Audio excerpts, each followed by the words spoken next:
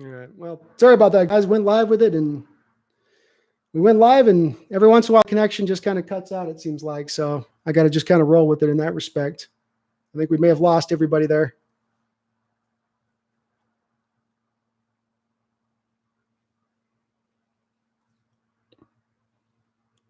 Yeah, I think Don just, you look at it and you just go, okay, let's simplify it, right? You got the number one schedule. What's up, Good Sports Evening? What's up, guys? Sorry about that. Got to kill the streamer. The stream gets cut up after about 3 hours, it seems like. So we got to kind of pull it back through.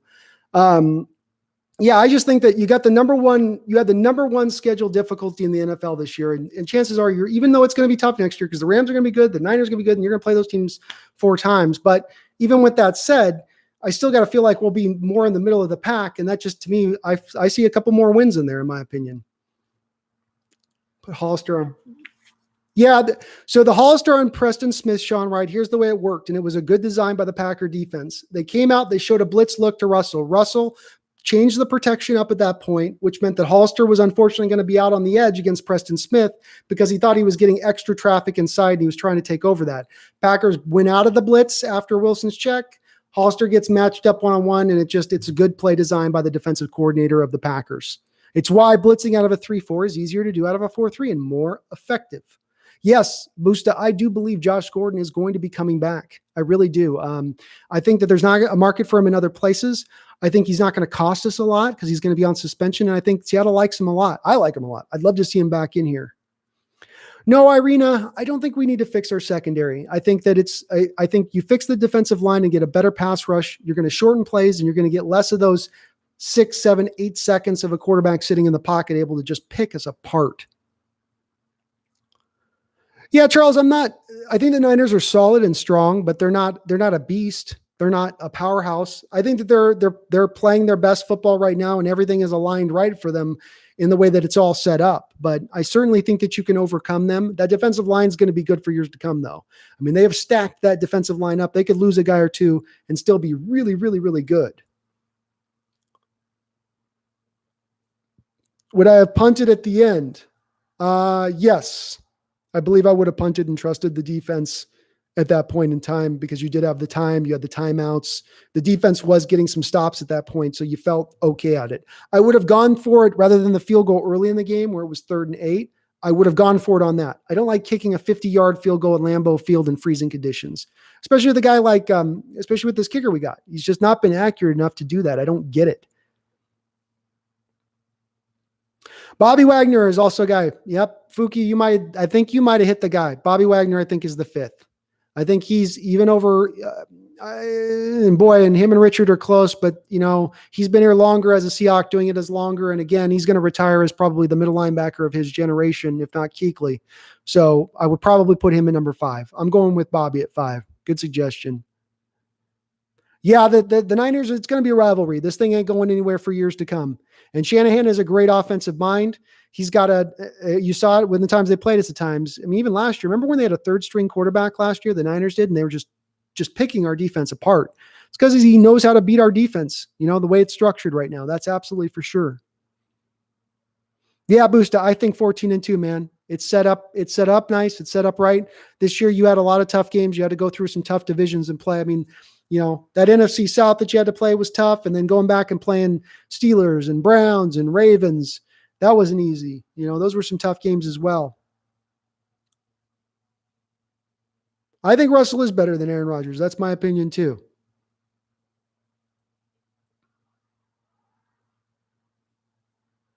Yeah, timing Bigfoot.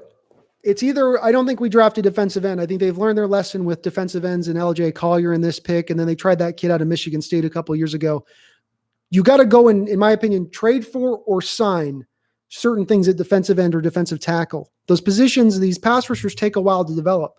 That's my thing with this Rasheem Green. And me trying to put Rasheem Green and say, look at Everson Griffith, the guy who's a perennial 10 sack a year type guy. And Rasheem Green's not there yet. Why? These guys take some time to develop and come along. They don't just come out. They aren't all Bosa. They're all Nick Bosa where they come out of the box and they're just getting you 10, 15 sacks. It takes some time to bring them along. Michael Bennett was that way, right? Went out to Tampa Bay, came along, developed, and then we got him back in his prime when he really was in that mode. I'd like to see them go in that way in this offseason. There's always pass rushers out there on the market that you can go get, be it through trade or whatever. I mentioned a guy like Calais Campbell, who I think you could probably get for a third or fourth round deal, and he wouldn't cost you a lot. He could be an upgrade in there, and if you pair him with a Clowney and get somebody else, now we're getting somewhere.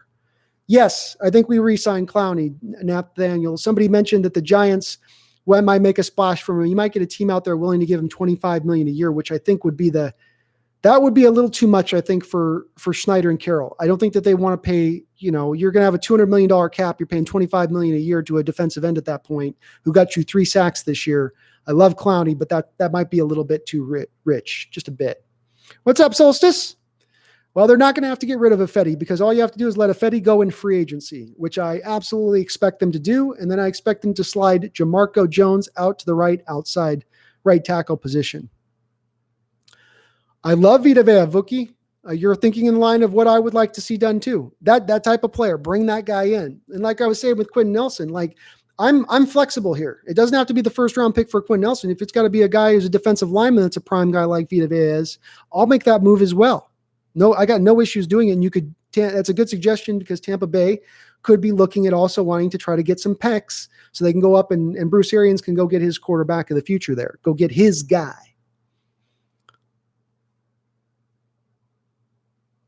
I know you, Solstice. Yeah, I know.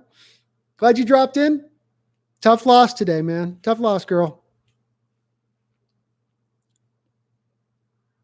What's up, Yorgos? Yeah, Niners aren't going anywhere. I will say that Jimmy Garoppolo is not necessarily a quarterback that scares me as some of other quarterbacks in the league do, but that defensive line and that pass rush and where our offensive line is currently it's an issue, and I don't want to see Russell get killed. JJ Watt still does have some play in him, but he is so a part of Texas and so a part of that team and who they are. I don't see them moving off of him. He is a part of that area. I've got the San Francisco 49ers and the Kansas City Chiefs in the Super Bowl. I think that the Titans are a very complete team, but I don't think the Titans with Tannehill have enough there to get to the Super Bowl. Yeah, I think Jimmy G's a good, and it's not that he's a bad quarterback. He's fine, but I think he's probably maybe at his best case scenario, he's probably a little bit better than a league average quarterback, and he doesn't have a ton of mobility. And as the NFL continues to evolve, as we move into the future, I think not having a quarterback that doesn't have the greatest mobility is going to become more and more of an issue in this league. I think it had been a thing that was nice to have in your quarterback in the past, but now it's going to become a prerequisite. Just my opinion. Yeah, Don's got on Chiefs and Packers, man. I know. Yeah, Solstice, and I made this my move, Solstice. This is my number one priority move at the top of this offseason for me. Take a first round pick, take a third round pick, go get Quentin Nelson from the Colts. You got a left guard now to put in there with Dwayne Brown. Now you're starting to rebuild this offensive line into something good, as opposed to something that just kind of hangs on for dear life. Yep, Micah Kendricks is a free agent. He signed a 1-year, $4 million deal. There's no way that I can see them bringing him back. The second straight year that he's gone down to an injury to end the season, and he's got the legal troubles hanging over his head. And again, he led the league at one point this year in missed tackles. What is it about his game that they're going to need to bring back at that point?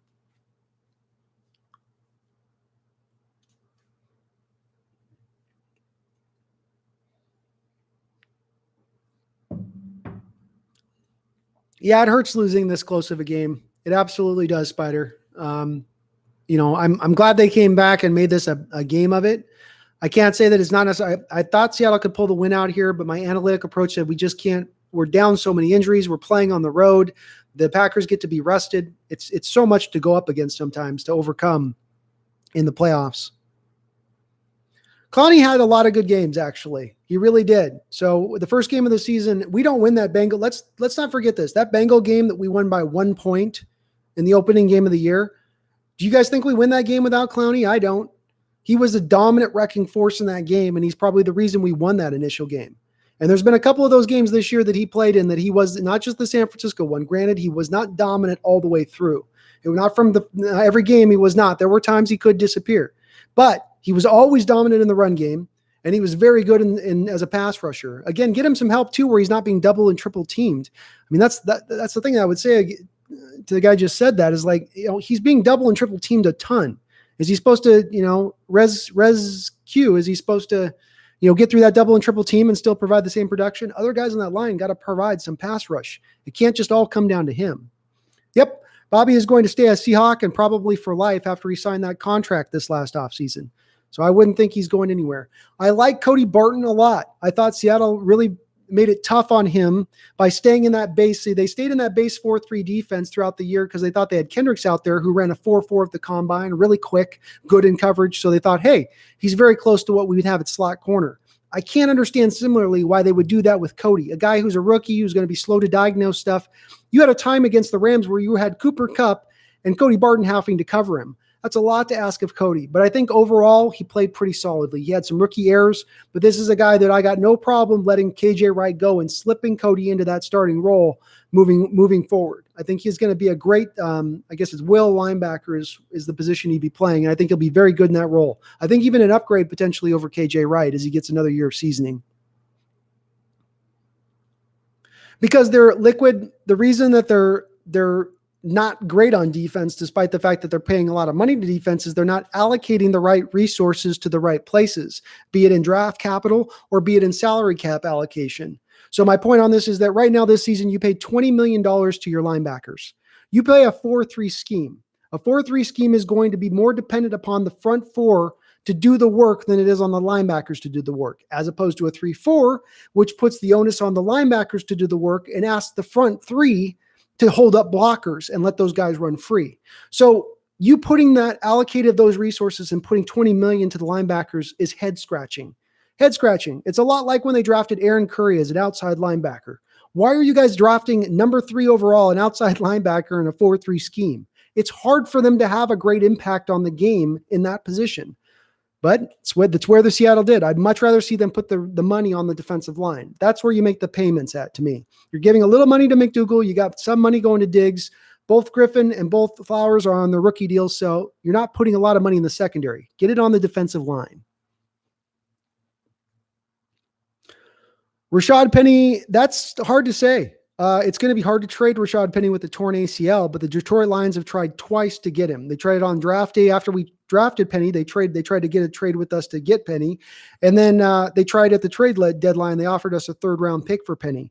So the Detroit Lions could very well make a deal for them. And there'll be some team out there that might look at Penny and they go, hey, he's averaged 5.5 yards per carry with the Hawks, and they're not using him right. Imagine if he was actually on a team where they were using him in the correct fashion. He might be amazing. I don't necessarily think I'm in that mode of it. I think Penny is what he is, but I could see a team falling in love with him in that way. Jake 28, I think the Niners and the Chiefs are going to the Super Bowl. And I think it would be the Niners winning it because their defense would be better at that point. I think at the end of the day, their front four would get pressure on Mahomes. And the Texans in this game really did a good job in the game against the Chiefs up until it stopped reversing on them of just going in man coverage. And then 49ers wouldn't have to do that. So I think I go there with them. I think this is going to be Pete Carroll's most important offseason since he's been a coach, if he's going to consider what he wants to do with his future. And if he plays it safe and they just try to go, well, we were really close, so let's just tighten this screw down and let's just ratchet this up and we'll flick that and we'll call it good. If they go with it at that route, I don't think that we're a Super Bowl contending team. We'll be a playoff contending team. We'll be a very good team. And we might even put up a similar record to what we put up this year, but we won't be a Super Bowl contending team. And that's what I'm looking for at this point. I'm not trying to be a spoiled fan, but it's not enough for me to watch us go out and just get to the playoffs or win a single playoff game. I've seen that now the last 4 years. I think I've seen that 3 times. It's great, but I'd like to see more, especially have a quarterback as special as Russell is, and especially when he's in his prime. Rodgers and Mahomes. Maybe, Spider. Certainly the Donald on here would be in agreement with you on that, as far as that's what they're wanting. I'll tell you, Internet, the Titans are a great team. They're solidly built. They're a team that decided to build a running team, but actually invest in their offensive line. How revolutionary is that? Huh? They actually went and got a bunch of guys on the offensive line as far as quality rather than just quantity, and it's worked out well for them. Amazing, huh? Strange how that goes. What's up, Blake? Welcome to the chat. I do like Phil Haynes timing. Again, this is I'm not trying to be a repeating thing on this, but it's a lot like Ugo and Marquise, where you go, why did it take so long for you guys to give this guy a chance out there? Is it a matter of that just everyone else was so injured? But like, why would you put Ethan Postic out at left guard, who's a natural center, when I would have had Haynes out there? That's the move they decided to make. So I didn't get to see a lot of Haynes. He didn't create a lot of holes in this game. He was good in pass protection, but you want to be a running football team. You need to be able to create some holes. So I don't think we've got enough to see off Haynes to make that any kind of real assessment yet. Yeah, Doug is staying retired at this point. The guy just doesn't appear to be, he's been completely out of football and out. You don't see him on Twitter mentioning anything. It's just, no, it's more social issues, I think, that he's concentrating on. Yes, Sebastian, I do think Clowney will re-sign with the Hawks. He loves it here. I think he's the perfect type of player for Carroll's defense. He's the perfect Leo end. If we can get a good pass rusher on the other side and just keep him over on Leo, which is what I'd prefer to have them do, he is absolutely ideal. But the caveat being, if somebody goes crazy and offers him $25 million per year, I don't know that we do that. I think that's a little too high.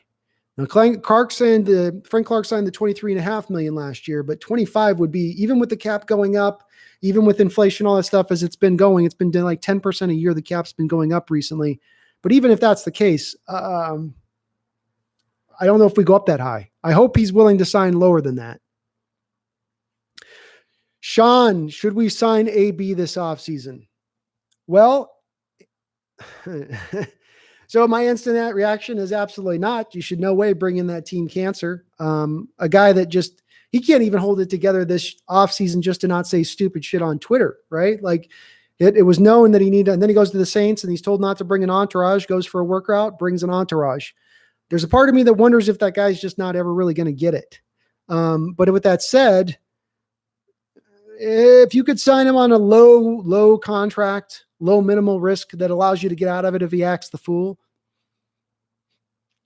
I mean, if him and Russell got the relationship that people say they do, those guys are supposed to be somewhat tight, I would be maybe open to it. I would like to, but I don't want to spend a lot of money there at receiver.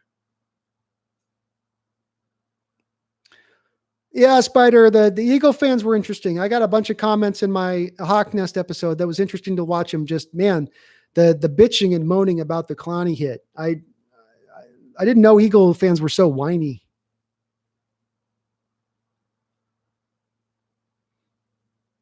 Yeah, AB Bill Burr. I wonder if that's real Bill Burr. AB definitely is.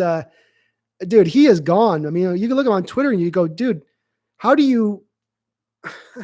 I don't know how he doesn't have an agent or somebody just saying, shut the fuck up. Don't say anything. That's all you got to do. Wait a year, let things quiet down, and then you can get back into it. But for some reason, I guess he just doesn't. He's got a bunch of sycophants, yes men saying, oh, yeah, tell them that they're all stupid idiots. Tell them Bill Belichick's a moron. Like, dude, you're killing yourself, bro. Hey, you never know with Bill. He is a football fan now. So, yeah, Yargos, we need a new left guard. My opinion, we need to release Britt at center. I'm okay with Hunt as a backup, but then I want to go get a center as well. I would like to go those routes specifically. Move Jamarco Jones out to right tackle. You got Fluker on a deal. You got Dwayne on a deal. That would be the place to go. That would be the place to go hit for me if I'm them. No, Eric Berry, unfortunately, the thing I was talking about earlier where it was surprising to me that Richard Sherman didn't lose the step after having his Achilles tear and still seems to be at least somewhat near where his speed was before, and at least as far as the production showing. Eric tore his Achilles and he did lose a step. He was not the same player that he was before, and certainly getting the cancer that he got didn't help matters. And I just don't think he's where he was as a player.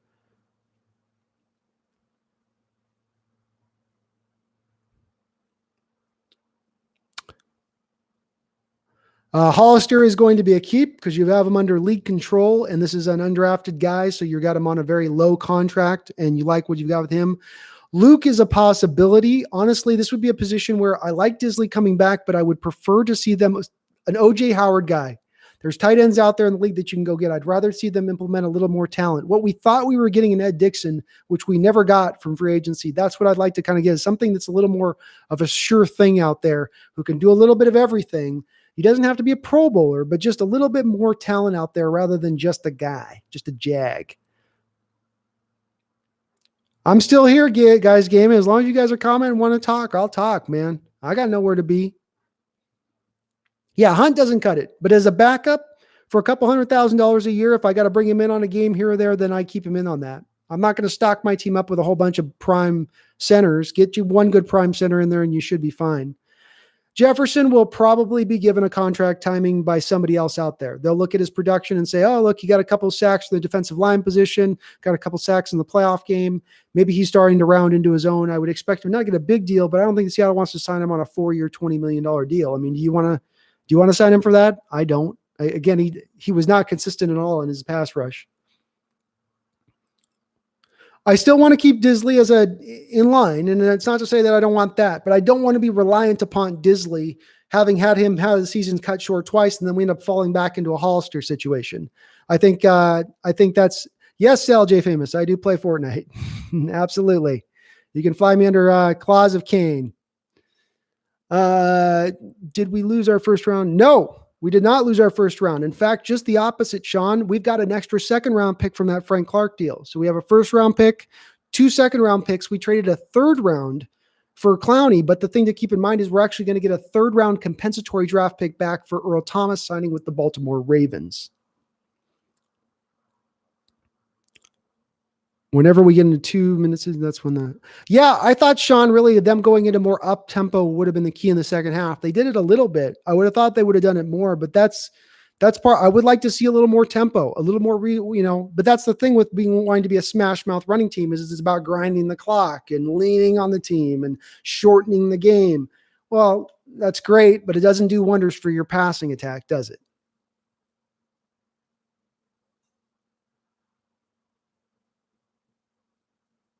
I do think that this is just the beginning to something special. I think they've got a lot of great talent on this team, and there's guys that are going to continue to get better that we can't discount. A guy like DK Metcalf, for instance, you guys got to understand this guy had exactly the same season as Julio Jones and Calvin Johnson in their first year. Almost exactly. He eclipsed them in certain marks. So am I going to say that he's the next Calvin Johnson? No.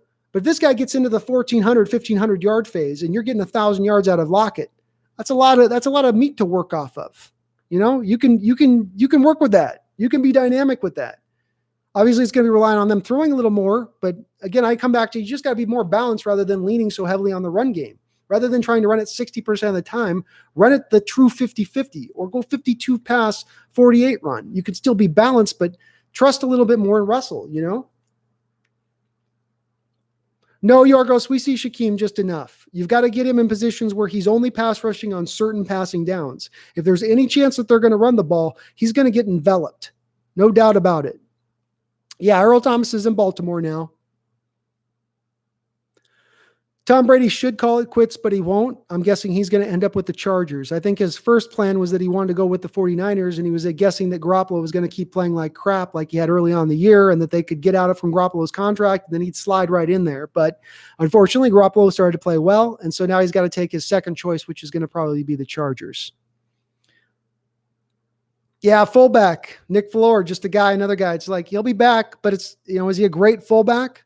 And again, you can contrast this with what the Niners do. They went and spent some money and got Kyle Juszczyk in there, and they use him like a weapon there as a fullback. Our fullback is just a guy to smash in there every time.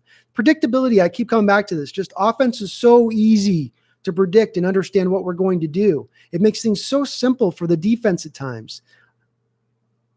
Cam is retired, LJ. He had a neck injury. KJ Wright, I think, has gotten a little too old for me. I think he played really a lot better than I thought he would this year, because the previous time that he'd been there at times, I thought he had gotten older, but I think the injuries have caught up with him. He's going to carry, I think, somewhere in the neighborhood of an $8 million cap hit because he signed a 2-year deal this year in this last offseason. Those things that factor in. I'd rather allot that more money to other place and bring Cody Barton in, who I think would give you very similar production at a fraction of the cost.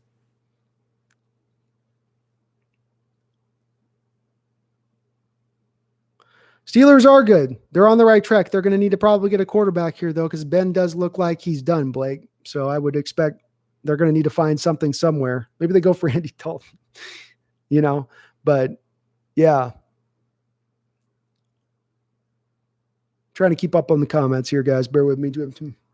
No, we need, if anything, we need more running back. Procise is gone. He's a free agent, so that makes that very easy for us, Nathaniel. You'll have Carson, Penny, and Homer as your base running backs. I'd like to see them then go out and make a 6th and 7th round pick, because it seems like there's always running backs at the back end of the draft that are very talented that shouldn't have fallen that far that you can pick up. Go get that guy. Then you got a stable of 4 running backs at that point. I feel good with that. Again, a part of my plan is you've got this pie of salary cap and only so much of it to work with. There's got to be positions you're willing to go cheap on, inexpensive, so that you can spend money in the places that will truly have the effect: offensive line and defensive line.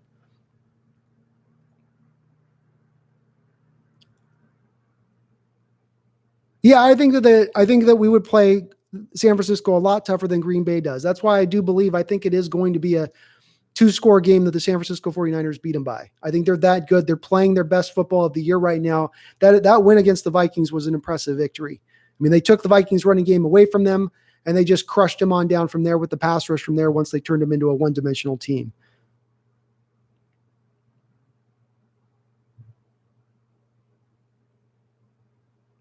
Jonathan Taylor, perhaps. If he's there, remember, they're going to be picking at the bottom half of the first round, though. So is that prime guy going to be there? I would love to bring Marshawn Lynch back. I really would. I would. It would be great if they do, but I don't think Marshawn's going to want to come back as a backup. And I think that Marshawn's pretty happy to be retired. This was a thing to come back for a couple games and sort of throw this out there, but I don't see him probably coming back.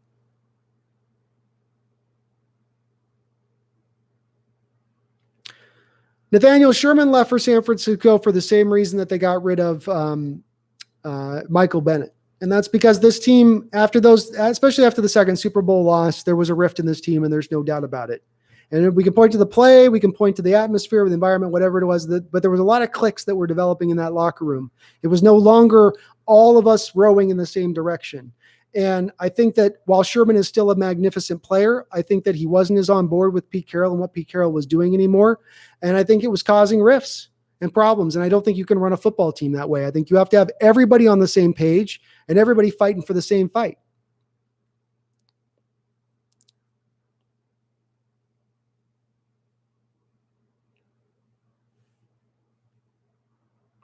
If they drafted Marshawn, he would only be on the goal line. Am I right or right?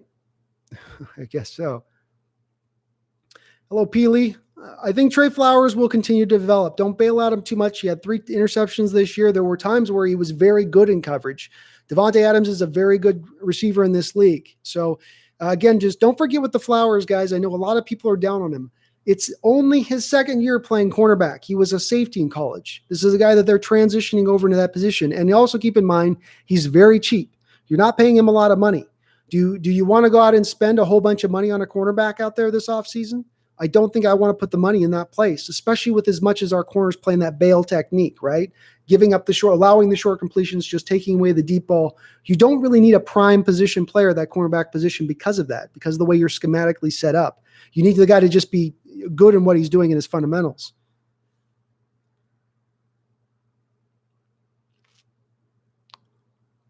Yeah, Donald, I think there's something to be said that this has got a lot of hallmarks to that Falcons loss that we had in the playoffs, and that this team is on the rise and coming up.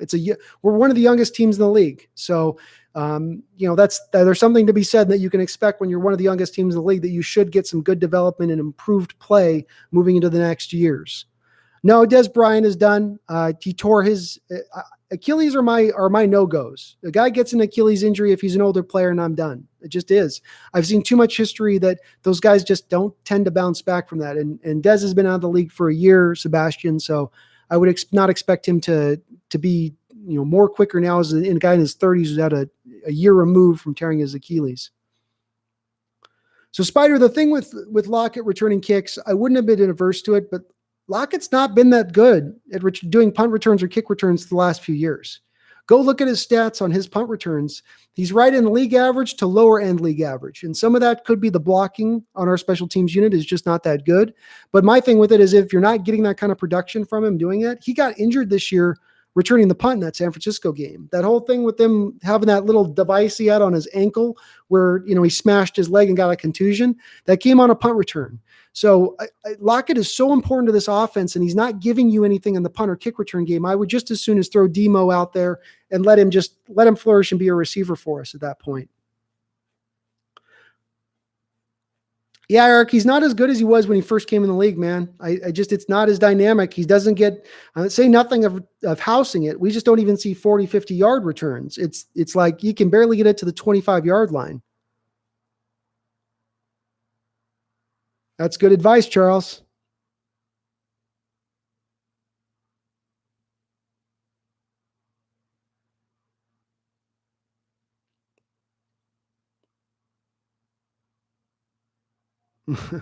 I can't ever make a call in the Pro Bowl, Sean. It's who knows if the players will show up, who does show up, who knows who's drunk. No, Dylan, I don't think that Jimmy Graham got the first down. I do think it was close, and I wasn't a fan of the officials in this game. I'm not going to blame the officials and be that type of fan and say that they're the reason we lost. We got our chances in this game, but I felt like the elbow was pretty concurrently looked to be down by a good yard and a half from that. It looked to me like he was about a half yard short with where his elbow was. Yeah, exactly, Eric. And I'm of the opinion that look, NFL's done things to legislate making it harder, especially in the kick return game, to be as effective. It's just, to me, it's not worth the risk of trotting out your best receiver or one of your best receivers to do that. Yeah, well, Russell is a more complete passer than Lamar at this point. And Lamar got exposed a little bit in that playoff game when you got to force him to throw. There's some throws that he kind of does struggle to make at this point. He took a huge step forward in his development this season, and he could still move forward going ahead. But he's going to have to. That was the knock on him in college. Is there's certain throws, especially touch passes, that he might not be as good in. I will admit it at that point, Donald Trump, if that's what I see. I promise I will. What's up, Peyton? Yeah, I think Jimmy was short. I would say he was short. Jimmy Graham did go from playing on the Seahawks to the Packers. There was a couple bad calls in this game, Peyton. It was one of a few of them that had made me kind of go, I hope we don't get Vic Beasley timing.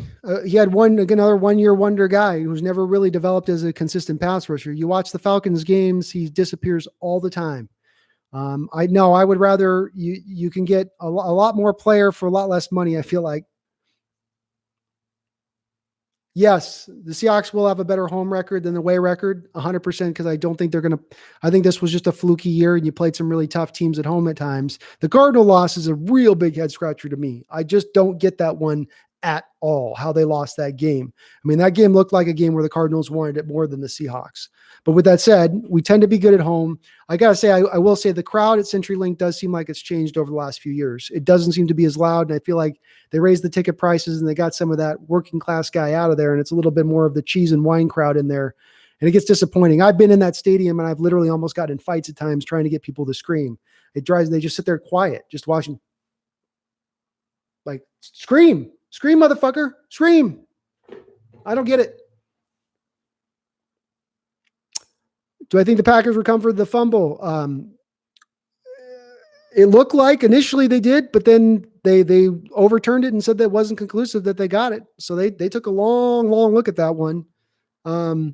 Yeah, Carson, I do think having Carson and Penny in this game would make a difference, Carson. I think that those guys would have been able to get some holes. I think Penny especially was a guy who, once you got him on the edge, if you weren't able to get holes up the middle, now you could have attacked out there outside and used his speed and really seen what you could do against the Packers there. And we didn't get a chance to see that, which was unfortunate. But I do think that you were a little undermanned in this game at running back. I think Marshawn gave you some good stuff of what he could with no holes. And Travis Homer is still a decent player, but it is what it is.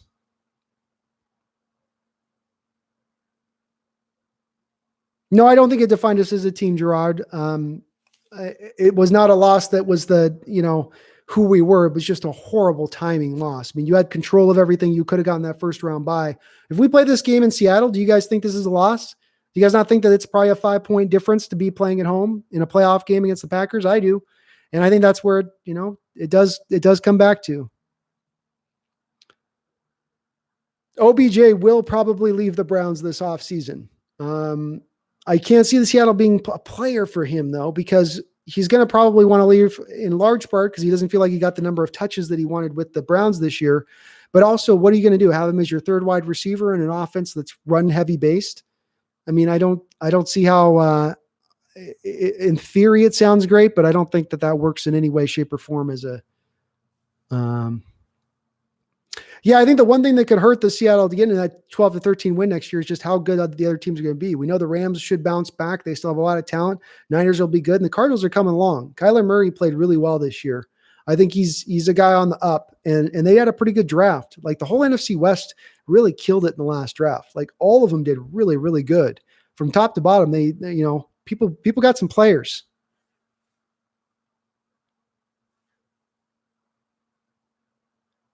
There's a rumor that Jimmy G promised OBJ that we got it. Could be. The thing with the San Francisco is that, they've got some contracts out there at that point that they'd have to do. But I mean, I could see it. I know OBJ wants to go play in California. He wants to be a Hollywood guy. So you could absolutely say it. Yeah, Magic, I am glad in this game that they did trust Russell to throw, that they didn't just keep trying to stay with the run in the second half. They had to. I mean, they're down 21-3. You couldn't start grinding and bleeding the clock out at that point. You had to, lock this in and go. But with that said, they trusted him. They gave it a try. Malik Turner had that key drop. That was a big thing that happened here. Eric Johnson, yes, I think Clowney does sign. The only caveat I put to that is if he goes up to that $25 million phase of a team like the Giants, who have a ton of cap space and desperately need pass rush, they're willing to make that big of a deal on him. I don't know that Seattle matches that at 3 sacks and having a guy that was injured. I just don't, especially considering the fact that if he does sign that monster deal, you get a 3rd-round compensatory pick back next year. It's not ideal, but I would maybe go that route if it's into that phase. Yeah, OG Bobby, I think you can't you can't play a playoff game against a playoff team and kick a half down the road and go, we're not going to show up for the first 2 quarters and then we'll just decide to show up in the 3rd quarter. I think that's a little bit hard to do that against a team that is as good as the Packers were, especially playing in Lambeau. Yeah, OBJ is a bad locker. I don't know that he's good in the locker room, and I think he likes being an NFL player more than he likes playing football. That's the impression I get about OBJ. Titans are a great team. The thing I like about the Titans, Jack, is that they are a complete team. Unlike some of the teams that we've seen, even our Seahawks, where you got holes here and you got holes here and you got greatness here and you got greatness here, but then you got holes here. The Titans are just solid all the way through. They've built a very solid secondary. They've got a great even slot corner. They've got a good enough pass rush to get into you.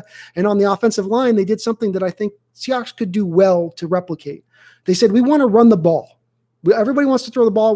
But if we want to run the ball, we've got to actually go out there and get the offensive lineman to do it. And again, they get a benefit for like some teams do where they were shitty for a few years. So they got to pick in the top 10 and really fill out that offensive line with some real good talent. But they've done that. And so now they've got a solid team all the way through, which I think there's no weak links on that team. And I give them a good puncher's chance against Kansas City. I think Kansas City's offense is just so dynamic, but they're a great team. I don't think they're going to get blown out of the water at all. Do I think Jones scored the first half? No, I don't think Jones scored in the first half, Jake.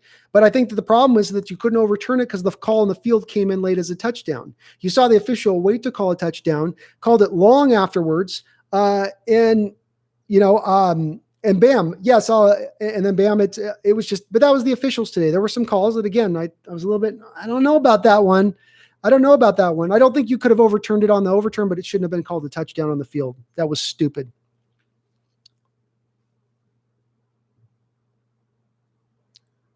Yeah, LJ, you can look me up. I go under the name Claws of Cain. So CLAWZ, and it's a 0FCAIN.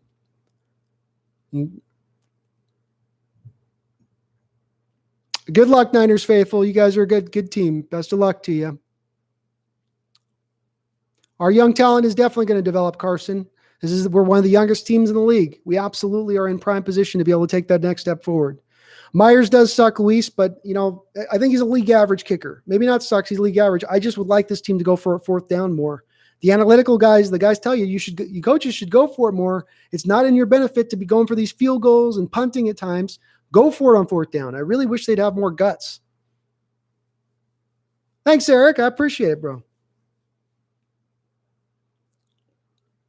But OG Bobby, do we need a number 2 corner? Or if the pass rush actually gets to a point of being decent, i.e. not 30th in the league, and they're able to get some pressure early on and actually shorten those plays down, not give the quarterbacks all that time in the pocket, does not the secondary maybe improve at that point and get better?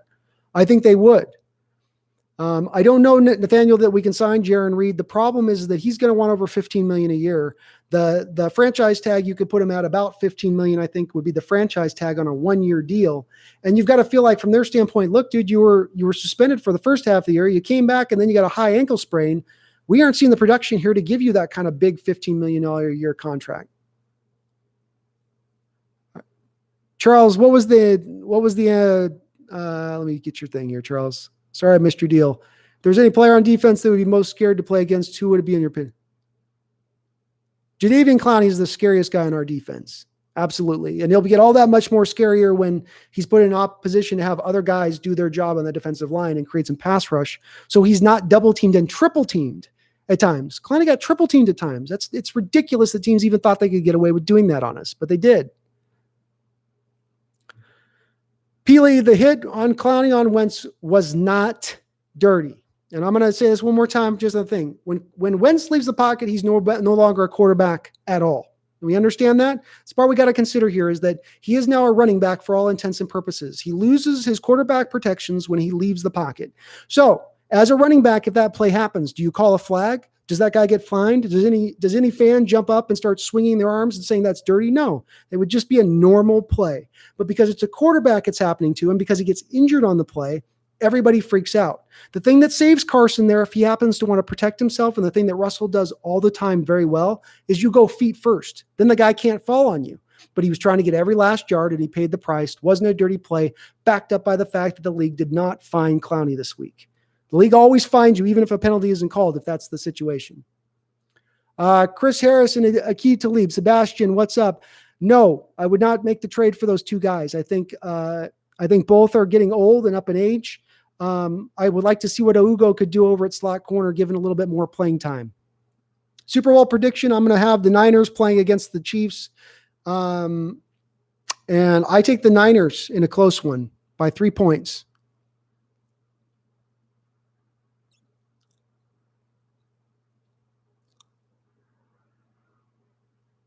You're right, OG.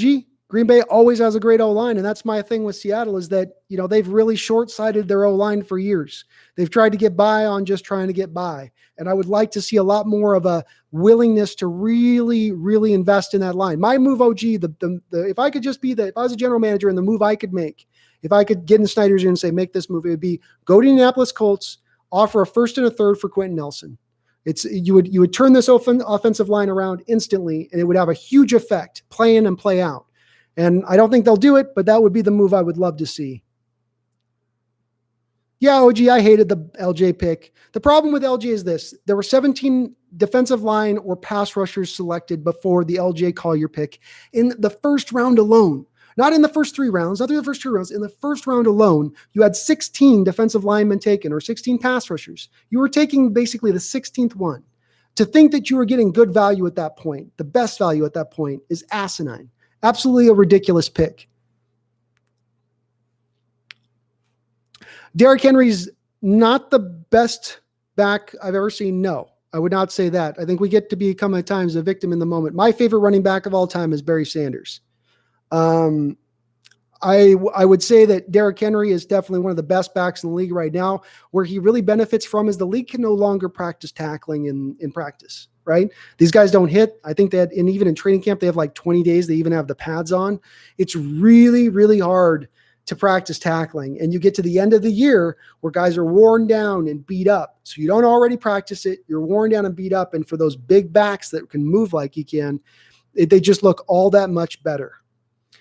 Yeah, I just, for some reason with Barry, maybe I'm showing my age here, but he was just, you've never seen a running back like him since. I've never seen anybody like him do what he's done. He could cut on a dime, literally on a dime.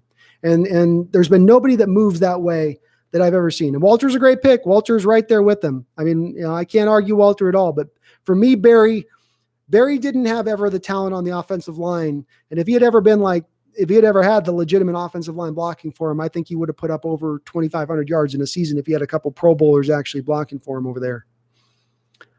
I do like bringing back Josh Gordon. The problem with Josh Gordon is that his suspension is probably going to carry on into mid-season at the very least next year. So while I like bringing him back, I still would like to see them potentially make a move on a receiver. My move would be go look at AJ Green, a guy who's a great red zone threat, long in the tooth, probably not going to cost you a lot. You can get him on like a 2-year, $10 million, 2-year, $13 million deal, right? That's fairly digestible as a third wide receiver. I'd like to see them make that kind of potential move. Seahawks Nestor, Eric Johnson. That's my Twitter name. The greatest Seahawk moment the past decade was Richard Sherman's tip to send the Seattle Seahawks to the Super Bowl. Did Barry retire too early? No, Barry got stuck in a situation where he couldn't get off the Lions. And I know that there was a part of him that would have liked to get off the Lions, but it's my understanding the Lions weren't willing to let him go. And so he, from his standpoint, was going, I'm going to bang my head and do the same thing I've been doing with a team that's going nowhere. For what? I got my money. I got my yardage. I got my acclaim. You know, I wish he would have been able to go to another team. I wish the Lions would have been given him a chance to go to a team to be on a winner and see what he could really do on a team that was decent. Yeah, Luis, I think that defensive line is definitely a place. I put defensive line above offensive line in my priority. I'd like to see that trade for Quentin Nelson, but that doesn't mean that I don't still see Seattle wanting to go out there and, let's say Carolina Panthers release Bruce Irvin. You bring him back on a 1-year, $7 million deal. Then you go and find another pass rusher out there. Similar kind of thing. There's always those guys. There's like 4 or 5 guys late into free agency. Usually they're over 30 that can get you some sacks and pass rush, and they aren't going to cost you the bank.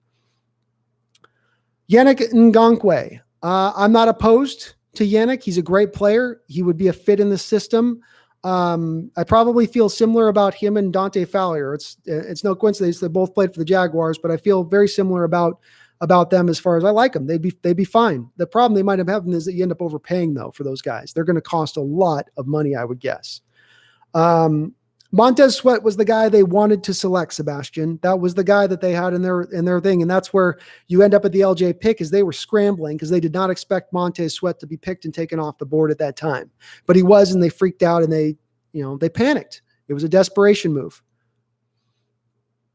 I think he tried his best. I don't think he's as fast as he was Pilo Electro. I think Marshawn was still trying. I mean, look at that touchdown run. He was putting his effort into it. I think that the offensive line wasn't generating holes. I think Hunt wasn't giving you anything. I don't know that Haynes was giving you much. I think Dwayne Brown was trying to fight through what he was trying to fight through, and it just became what it was. It just didn't turn out well. Yeah, Barry would have broken Walter Payton's rushing record if he played a couple more years. Flowers got picked on.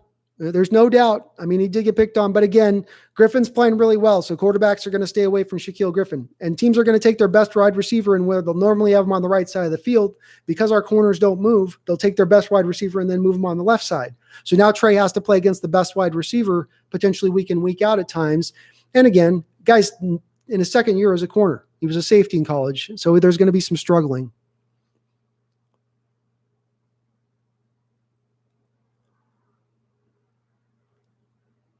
Isn't Gus Bradley still the defensive coordinator with San Diego? Have they fired him, Tyler?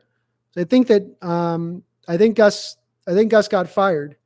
Or I don't think he's fired. I think he's still with them. But I'm not against it. I'd like to see 2 new coordinators on both the offensive and defensive side of the ball personally. It's not going to happen, I don't think. Our best case scenario is that Norton gets canned, but I think you're going to be stuck with what you're stuck with. I like your Diggs deal. I wouldn't mind making a trade for him if the price was right. I don't want to give up a first-round pick for the guy, though. Man, I don't know about Nick Perry. I want something more certain than Nick Perry. I want something. We need more sure things out there in free agency if we're going to spend that money. The worst choke of the last decade of Seattle's. That Cardinal game this year is not bad. You had home field advantage at a first round bye in your hands, potentially, even if you had lost to Niners the next week with the way that the tiebreaker situation worked out. That's off the top of my head. That's a pretty bad one. Let's go with the Falcon game though. Russell's rookie year. You had just won. You had just gone and gotten the win, gone back and got ahead in that game. The Falcons had 30 seconds. You allowed them to get up the field and kick a field goal. I think if you win that game, you go into San Francisco and beat them the next week, and you're on to the Super Bowl. So the way that team is playing, that's probably the bigger choke, if I'm going to say it. Thanks, Yorgos. Appreciate it. Chris Carson would be one of the best running backs in the league if he did not have a fumble problem, Gerard. That's his issue. The guy fumbles a little bit too much. He is a great back. I still like him on the team, but that's going to hold him back from getting a new contract, frankly, is the fumble issues. Brandon Lincoln's got so much heat going around him right now. He's going to have his pick of the litter as far as NFL jobs whenever he wants it. He's not going to come up for an offensive coordinator position unless there was a promise that he gets to be the head coach after Carroll retires. And even then, I don't think, I don't think that's going to happen. Metcalf on Peds. No, I don't think Metcalf's on Peds. Like somebody mentioned, the guy's comes from NFL stock. He's had multiple people in his family that played in the NFL. And he, like the other guy said, he's been lifting since he's 6 years old. Just is what it is with that.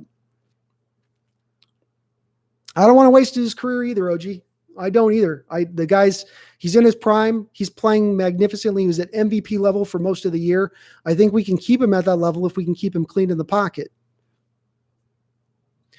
Pretty good shot. I do think Shoddy is part of the problem. I think Carroll's influence on the offensive side of the ball is there as well. Like, let's make no mistake about it, right? Like, Carroll does not keep his fingers off the offensive side of the ball. He's not like some defensive coordinators who go, okay, you just do your offensive thing and I'll just deal with my defense. He puts his fingers on it, no doubt. But the problem here is that Schottenheimer was hired to be a guy he's not innovative. He's going to keep things the same. He's not going to upset the boat, not going to rock it, just keep doing what we're doing. And that's where my problem goes with that. I think that the guys that was mentioned in Diggs was for a trade. Diggs was at the trade deadline. He was out there. They was being dangled by the Vikings. So there is a chance this offseason that you could see him get traded to somebody. I would not be shocked. I don't know why they're looking to move him necessarily, but I know the Vikings do have some salary cap potential issues, I think, there. Jake 28, what do you think about DK Metcalf? I think Metcalf is on the stratosphere to become a perennial Pro Bowler and a 1,300 to 1,400 yard a year receiver for the Seattle Seahawks. I don't think he's quite Calvin Johnson, but I think that he certainly has the ability to become a Julio Jones type receiver. I really do. With his work ethic and with his body and build and with his athleticism, I think that guy and Russell and his ability to throw deep, I think you've got a great combo for years to come there. Earl left because he wanted to be paid up at $14 million a season, and Seattle didn't want to break the bank for a free safety. And this is smart money because, you go get Quandre Diggs for basically you traded a 5th rounder and got a 7th rounder in return for Diggs. He's on a 2-year contract at about $7 to $8 million per year for the next 2 years, and he's going to give you damn near what you would get in production for Merle Thomas. So that's why you don't make that deal. I was jumping up and down on the Shaquem Shaq, especially both brothers got there at the same time. That was a great moment. You started to feel like the game was going in the Seahawks' favor at that point. You really did. It's sad they couldn't kind of capitalize on it. So Sebastian, no, I would not go for Randall Cobb or Demarius or Danny or Robbie Anderson. I would not go for any of those guys. If I'm bringing a receiver in, I want to upgrade the receiver position a bunch or kind of not at all. Or just, look at letting the guys develop through that you've got in here. I know Malik had a big drop in this game, but he also flashed this year, right? And, David Moore, I know that he's a guy that some people don't like. I'm not huge on him, but they're functional guys. You've got the stars with Lockett and DK Metcalf. You're not going to have 5 stars at wide receiver all over the place. There's some places you're going to have just kind of league average guys. Atheist, should Seattle hire Wade Phillips? I would love for them to make this kind of move. It would take Pete Carroll out of his comfort zone, which is what I'd like to see him do at this point. He's getting too comfortable with some of these hire. They're too much nepotism in the hire. The problem with Wade is that he's a 3-4 guy. We are a 4-3 team that runs 3-4 principles. So would that really work? And I know Wade can be full multifaceted, but I think that would be the thing that would hold that move up from happening, is that Wade just tends to love his 3-4, and we're not a 3-4 team. So I don't think Diggs would be our first target. I think that's a move you make if some of your other first upper level moves that you're looking to make don't work out. No, I don't want to go necessarily put a lot of resources to going after a defensive back. Our scheme minimizes the need to have an elite defensive back. Let me expand on that. Our guys play in that bail technique a majority amount of the time. You guys all see it, right? Our corners will drop and fall back, protecting against the deep ball. So what that means is they're playing to the scheme. They're playing to the coverage. They're not playing to the man and coverage, stickiness, all that stuff. So why go out there and spend the resources to get a prime guy for that when the scheme is really built not to allow a guy like that to really go through the roof and blow up? And for instance, when right after Richard Sherman started getting all those interceptions after his first few years, teams stopped throwing at him, right? They started going at other areas and attacking other areas. And that's what you can do even once you get a prime cornerback in this scheme. So I just don't think it's as big a need as other things. The defensive line and offensive line are so much bigger of a thing. I like David Moore too, Ryu. I mean, he's not a star, but he's good. He can do some things for you. Brandon, I wouldn't be against him transitioning to a 3-4. They've got the personnel to potentially be able to make that transition. And again, you run a 4-3 with 3-4 principles built within it. So you could do that. It's just that Carroll's always been a 4-3 guy. Would love to, I was a little bit behind on this. I would not mind seeing Von Miller. That is a move I would be in favor of as well. Low cost as far as draft capital because you are taking on his base salary. There's no bonus money though, so it's just his base that you're dealing with at that point. And again, I think as a guy you combo with Clowney, he's a guy who could give you some, he could give you some juice out there. Yeah, the Jimmy Graham call sucks, man. You look down, but it was a horrible defensive call too. Let's not say that as well. They tried to blitz, which has not worked all year. In a key moment, you try to blitz. Clowney's standing up for 2.5 seconds at the line off that snap, doing nothing, and then he decides to finally come down on the quarterback. What the fuck is that scheme? What is that play? Why were you doing that? I just don't get it. Have a good one, Don. Thanks for dropping in on me. I appreciate it.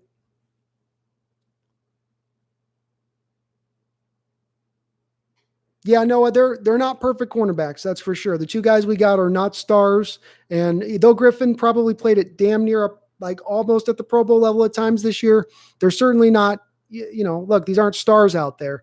But I would say that in this defense, it's more important to have stars on the defensive line than it is to have stars in the secondary. The way you've built this defense and in the way it's currently constructed, at least. Have a good one, Peyton. Thank you for dropping in. Well, I can't make a prediction magic about what will happen with Pete Carroll once they retire, because we don't have a real guy in place that we know for sure is going to, come in here and take over. There's not a coordinator sitting around that you're popping in there and you go, oh, this is the guy we want. Certainly Schottenheimer could be to a degree, but I don't like Schottenheimer. I don't even like him as a coordinator. I wouldn't like him as a coach. So let's see. Okay, so Ugo Amadi is going to be our slot corner moving forward, I'd say. I know he gave up the big catch to Devontae Adams when they lined him up in the slot, but part of that I wonder too is if Leno Hill missed in the over-to-the-top coverage because Leno was late coming over in coverage when that happened. Ugo was the top-rated defensive player for us in the last game. He was not, much like Marquise Blair, he just was not given much of a chance this year to really be given a lot of snaps. It seemed like Carroll was scared to play some of the rookies at times. So, I see him as being the nickel guy and them going maybe more nickel as we go into next year. Have a good one, Peyton. Yeah, I think the Niners are going to beat the crap out of Rodgers too. I would agree.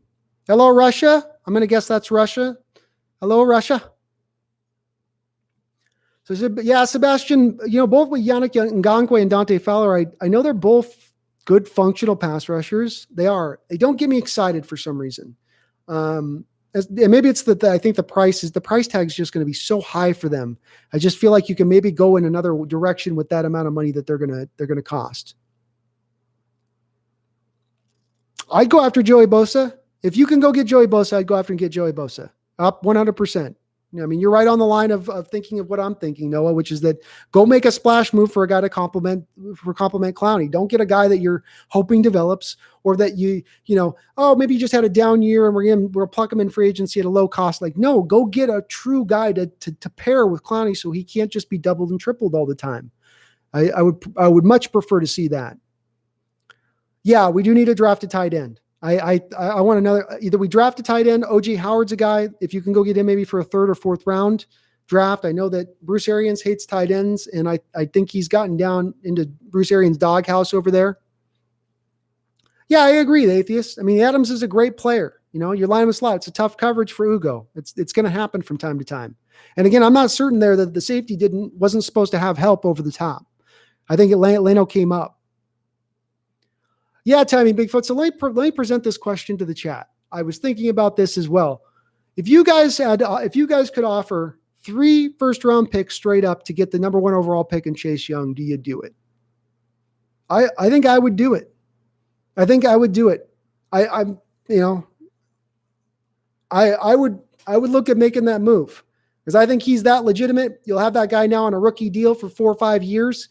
You're getting that kind of production matched up with Clowney. So you're not spending the money. All it's really going to cost is the draft capital. Really, you'll spend a little money, but not a huge amount. 1 and a 2, 1 maybe though. It would cost 3 1s to get up from where we're getting to get up into that number 1 pick, no doubt, especially with all the quarterbacks in this draft and whatnot. But maybe he does slide down a little bit. Carson, I'm intrigued by the XFL. They've put this together slowly. It could be a lot of fun. I'm going to be open to watching it. George Kittle is probably the better tight end right now. And I think the difference would be that I think George Kittle is they're very even in receiving, but I think Kittle is the better blocker and I think a much better blocker.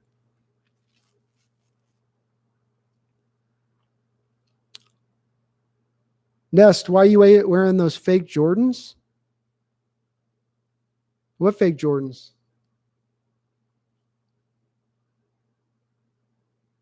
I don't have shoes on. Ryu, I wouldn't mind seeing Russell take a pay cut. That helped the Patriots for years when Tom Brady was at $15 million a year to allow them to have some flexibility to move it around. He's made a ton of money. He's going to make a ton of money throughout his career. It wouldn't hurt. You're right, pretty good Shaw. You're absolutely correct. He did do it after he had collected a lot of his money. And I'm not insisting that Russell take a pay cut. We got a ton of money to spend this offseason. So I got to look up on Matt Bushman, Charles. My scouting season on the draft is going to begin now, and I'm going to dive real deep into it. So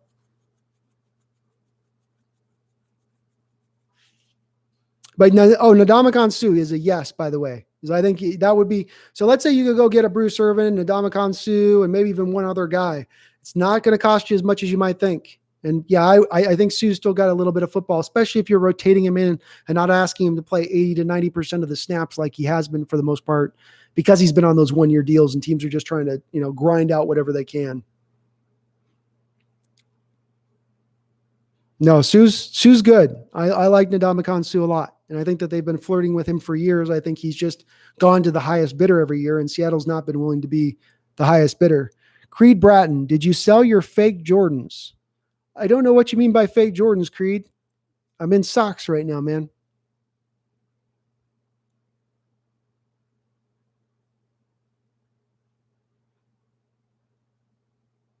Yeah, the Packers should. I never understand that with the Packers why they always just seem to have just one receiver. Like, why wouldn't you want to give this guy a bunch of people to throw to? I never get that. But there's a couple teams that do it that way. And Green Bay did that with Brett Favre too. They had a chance to get Randy Moss and they passed on it. Imagine you had the opportunity to pair Moss and Favre and you went, no, nah, we'll pass. Everyone disliked now. What's going on, Jordan? Too old. You suck. He too old. You do speak English, right, Jordan?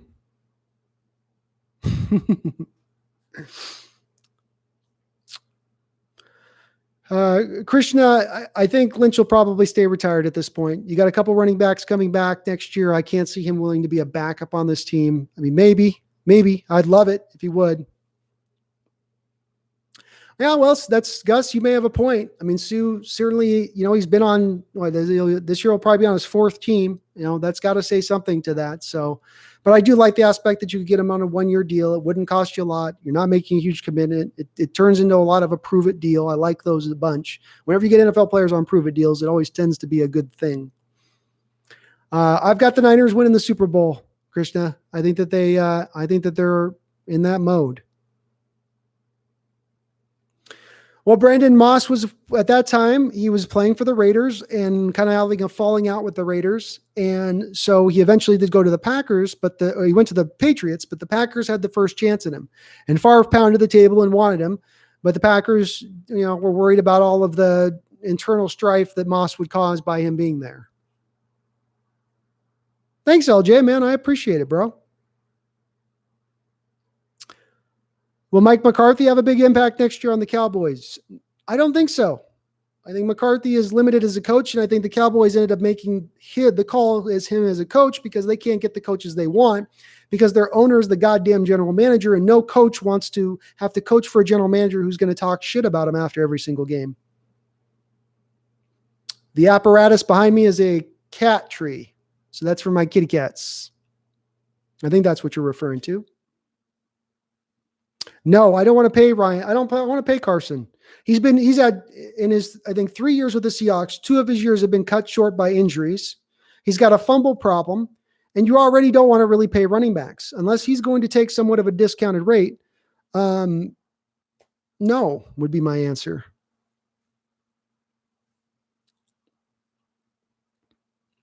Yeah, Atheist, I think the Packers would do well to try to get some more pass catchers for Aaron. It's time. I would. I'm surprised they've gotten by on it this year with the way they got by. They got kind of lucky how they did this.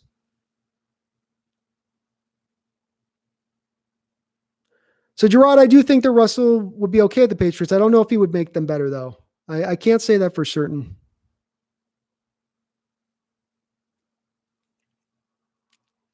Yes, Nathaniel, they're going to make a splash move. You got $70 million and you have only two real free agents you're going to sign. Like Clowney and Reed are the only 2 guys you got to concentrate on. And you could franchise tag Reed.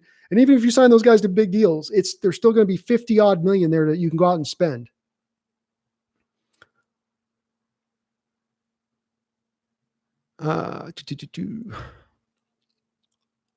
Carson backfield or Jones Williams for Packers better. I like Carson Penny backfield better. I think it's more potential there. Obviously, though, you guys are more healthier. So is it better to have 2 better, more dynamic running backs that get injured or to have 2 solid running backs that pretty much stay healthy? I don't know that I have a good answer on that. It's fairly even at that point down the line. Jack Conklin is the free agent lineman that I would like to look at him targeting if they look to target an outside lineman, offensive lineman. He's going to cost a big amount, especially with Tennessee's run here at the end. But I think he would be an upgrade over Jermaine Ifedi. Bud Dupree is a guy fit for the 3-4 scheme and not for the 4-3 scheme. So, and again, he's a linebacker. I don't think that's a fit. He's never been super dynamic. He's just been a fairly solid player. This is a Largent t-shirt. Got it here at the mall, I think. Can't remember what store I got it from. What kind of car do I have? Cat do I have? Oh, I've got 2 cats. I have a tabby cat and I have a black cat. A Bombay cat is what they call them. I take Russell Wilson. I think Aaron Rodgers has passed his prime, which is not knocking the guy. He's 35 years old. But I think Russell's at 31 years old, going into his prime right now for the next couple of years.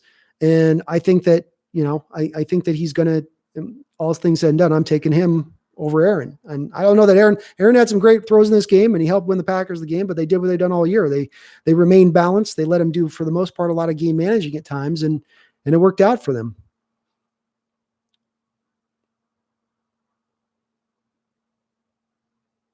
No, it's so hard to understand what to think with Rashad Penny. The guy did not miss a game throughout his whole college career, and he had a lot of carries. But now he's had his 3rd injury here after this torn ACL. They're all different injuries that he's sustained throughout his time: broken hand, hamstring, ACL. But it does make me wonder. I don't know. It makes me wonder.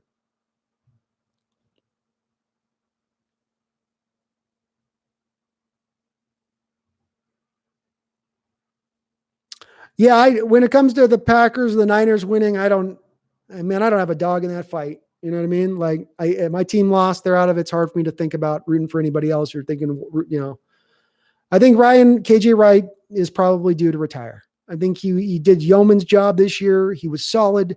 There were times he was very good in coverage, times he got beaten coverage.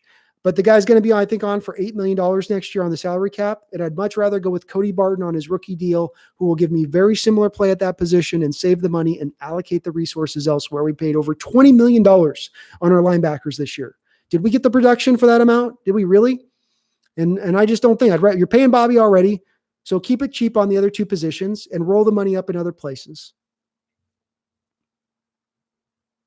Yes, I do think, Krishna, the ball was short on the end play. I think they gave him a nice spot. Gonzalo, welcome. I think the defense is going to be very good as we move forward. They're going to make, my prediction is they make some key moves this offseason and we take that next step, that next move to that next level up, going from being a middle of the road to a lacking defense to getting back into that top 10. I fully expect them to do that.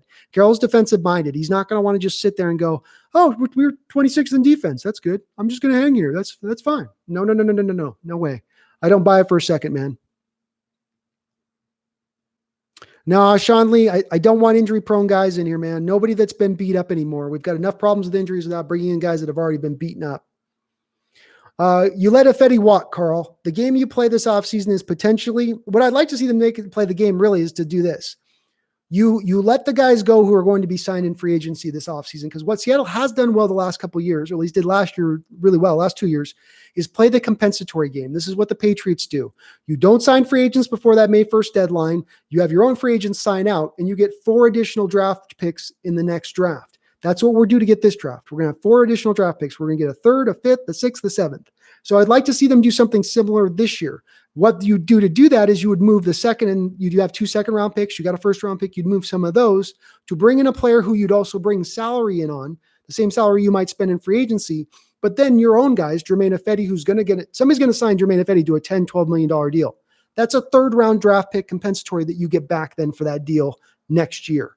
I'd like to see them do that kind of move when it comes to Ifedi, and I think that's exactly what they're planning on doing. Yeah, Clowney's going to have surgery. It's not like this core surgery is not a major one. They can get it fixed up. Guys get it all the time. No big deal. Yes, Aaron Jones is probably a better running back than Marshawn Lynch at this point. He's younger and fresher legs and all that. But yeah, I think Dwayne probably hangs on for 1 more year. I think Kapati's gone. Ifedi's gone. Absolutely there. Thank you, Krishna. I really do appreciate it. The sky is the limit for the production on this channel. I'm going to continue to do the Great Seahawk Moment videos. We're going to do the Hawk Nest episodes like we do. The new thing I'm going to implement hopefully in the next year. I want to do a player profiles on past Seahawks, but I don't want to just do the obvious great players. I want to do those good players, those guys that were maybe not to the great phase of things, right? Just below that mark. So, you'd have your Chad Browns in there, or your Lofa Tatupus, or your Bobby Ingrams, or your Joe Nashes. Just a lot of guys that were really good for us that maybe are underappreciated in retrospect. Yes, Gerard, the game is going to move. My prediction on the NFL and the way this game is moving is that you're going to see it become a necessity to have running quarterbacks. It's no longer going to be if you got it, it's a nice thing to have. It's going to be an absolute necessity to have a guy who can move around back there in the pocket. And if you don't, you're going to see these statues starting to get killed over and over and over again, Yes, Trey Flowers will be with Seattle next year. He's playing his 2nd year as a cornerback. And I still expect him to, I still expect him in that standpoint to be very, very good in what he's doing. So he's going to improve. He's learning the position. Give him some time. He had some flash moments this year. We played really, really well. Well, just Aaron had a solid year this year. I don't think it's not to say Marshawn's bad. It's just like Marshawn's probably slowed down. He lost a step before he left here, and he's still a very good back. I'd love to have Marshawn back, but I think Aaron Jones I think he averaged 5 yards a carry this year, over 1,000 yards. He had a good year, man. He's a good back. I'd love to see it, Mega. I'd love to see Marshawn back. Absolutely. I think George Fan, as I understand it, I don't think he is an unrestricted free agent. I think he's restricted.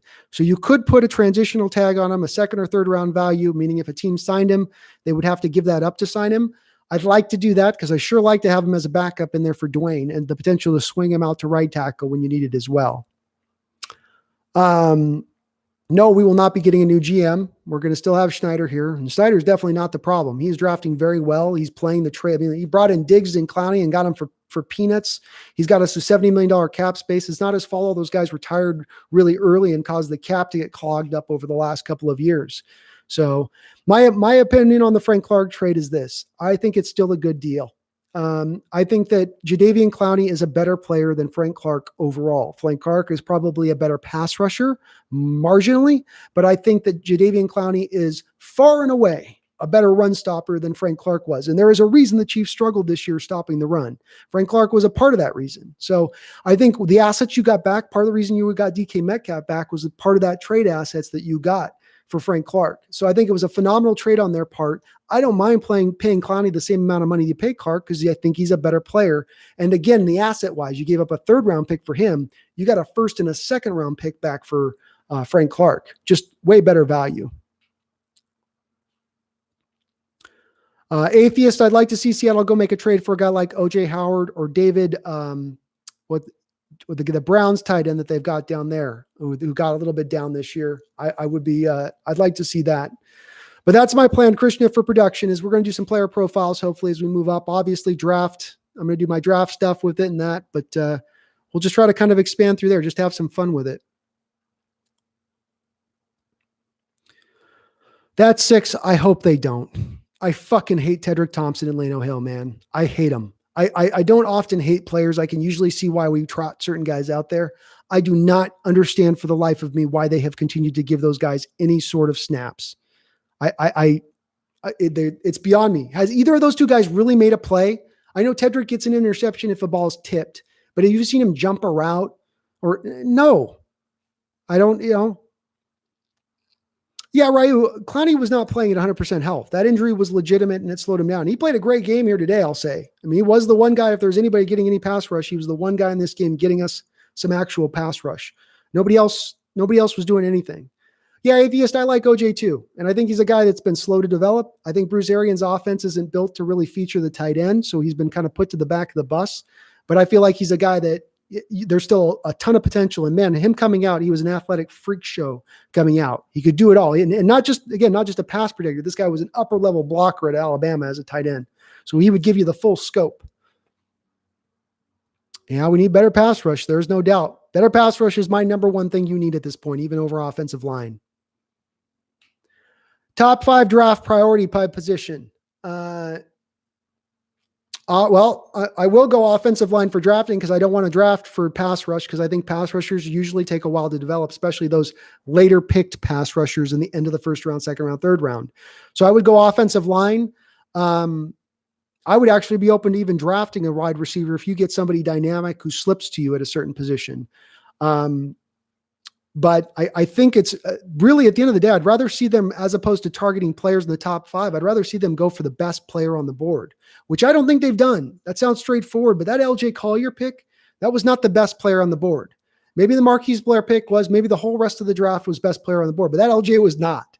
And that's where I think that I'd rather just see them stick to their fundamentals on that and not overreach on guys like they did there. I'm fine with Michael Dixon. I don't know that he was as good this year as he was last year. I felt like he was a little bit more up and down at times and that there were some shank punts in there this year that weren't in there the previous year. But he's solid. And I'm very glad that they went out and they actually did draft that. I would like to see him actually do the same with a kicker, to be honest with you. Because if you are going to play as a team to play in close games all the time, then if you're going to run the ball a lot like they do, you're going to be in a lot of close games. And if you're going to play to your special teams like this clean team claims it wants to do, then you do need great kickers and you do need great punters. So I wouldn't mind seeing them also try to find a better kicker if that's the game they're going to try to play. Personally, I'd like to see more 4th downs, but going for it more on 4th down, but they're just not going to do that, you know? Do you think the Seahawks would have gone big if they would have been better pass rush defense? If we had a better pass rush this year, we would be a way better team. I think it impacted that defense on a huge, huge, huge level. And it speaks to the fact that they tried to blitz as much as they could to overcome it when they don't want to blitz, when it's not in their DNA. I don't tend to think we should draft a corner. And I don't, for the same reason, I don't think you should draft a running back high with this team, because you can get those running backs and those players later on. Richard Sherman's, even Shaquille Griffin was a 3rd round pick You've seen guys you've been able to grab. And why? Because you have schematics built in your defense that allows it to be easier on those cornerbacks. They're going to give up easy completions. They give up those easy completions because they go into their bail technique and their cover 3 technique where they're just going to play their zone deep. So when you're asking the cornerback to do that time and time and time again, it's not as much a prerequisite to have a sticky guy in coverage who can just stick with his man all over the football field. Especially consider we don't ask our corners to move. They stay on their side of the football field. So again, I don't know if it makes as much sense. And maybe draft a guy, 3rd, 4th rounder, certainly draft a cornerback. I'm not against it, but draft one to be the starter. I don't know. Charles, you bring up an interesting point on this. We need to go for a quarterback. Russell has not been injured, and that's been a miracle. He's played in every game, started every game of his career, but he has had the hell beat out of him over the last few years. Those injuries are going to amount, and there's going to be a point in time he's going to take a shot here. We're going to need to have a backup quarterback. And if the rest of the team is as filled out as we think they will be, and a lot more complete than they were this year, moving into next year, sure wouldn't be bad to see go get a moving quarterback who you could bring him in and have him run a lot of read option stuff and just run all over the place. And KJ didn't play bad, Carl, this year. He was fairly solid overall. I don't like paying an outside linebacker $8 million a year. I think the impact that they provide is minimal when you're looking at that. Jeremy Penrod, hello. DJ Metcalf does have a fantastic future. I see him as a perennial Pro Bowler. He had a year that was right in line with Calvin Johnson, right in line with Julio Jones' first rookie years, which both of them had great rookie years, by the way, and he was right in line with them. I see him having a very potentially similar career to Julio Jones. I really do at this point.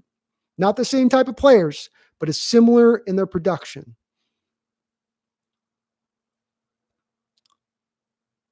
Leno, every time he comes on the field, there's a chunk play. It's just chunk play waiting to happen. Him and Tedrick both. It's just like, goodness.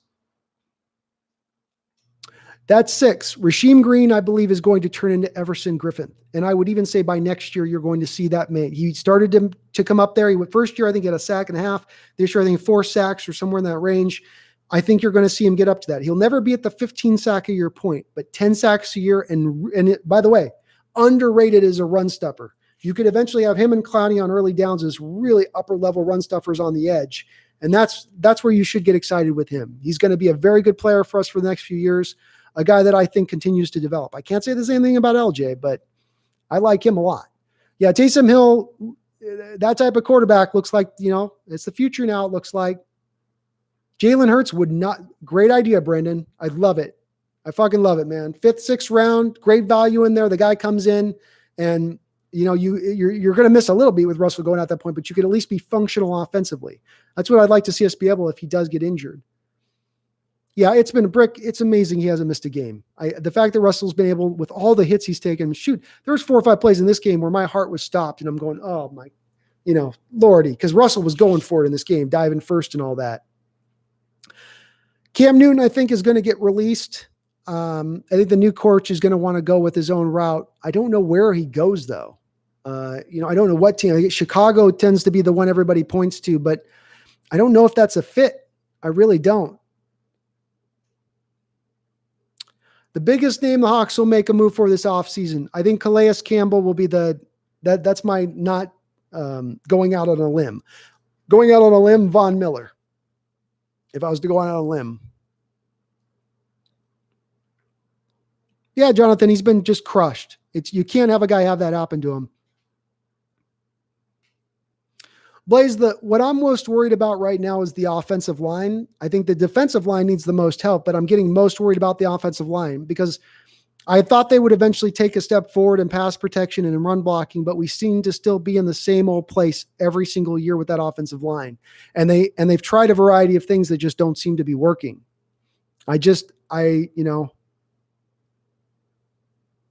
Skittish, I'm not going to blame the last play. I thought he was down a little bit short. I thought the refs did play in the favor of the Green Bay Packers throughout this game for the most part. I don't think the game was fixed.